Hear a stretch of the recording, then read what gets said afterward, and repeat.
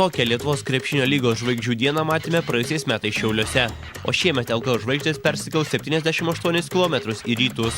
Geriausius šalyje rungtyniaujančius krepšininkus išvys panevėžiečiai.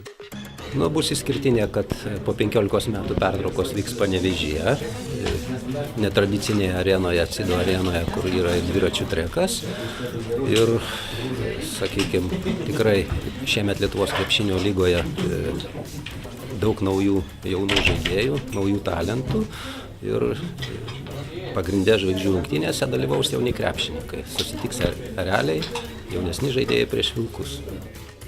LKL žvaigždžių dienoje įvyks tradiciniai geriausio tritaškininko ir snaiperio konkursai, bei nauja slalomo rungtis, kurioje ekipų žaidėjai demonstruos savo talentą.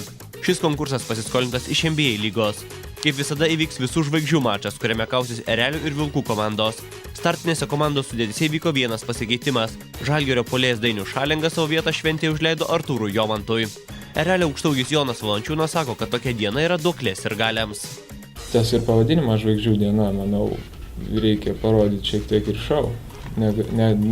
Tai nėra paprastos varžybos, kur sukandęs dantis turi daryti be jokios klaidelės. Manau, tai ir šou turi būti, turi gražu būti ir žiūrovui.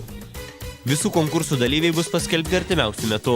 Jau aišku, kad snaiperių varžybose kovos Lietuvos Ryto žaidėjas Donatas Zavackas, kuris yra taikliausias lygos tritaškių metikas, o Oro karaliaus konkurse rungsis Raimundas Danys ir Arūnas Vasiliauskas. Visų konkursų nugalėtojai ir naudingiausias mačo žaidėjas bus apdovanoti 4000 litų čekiais.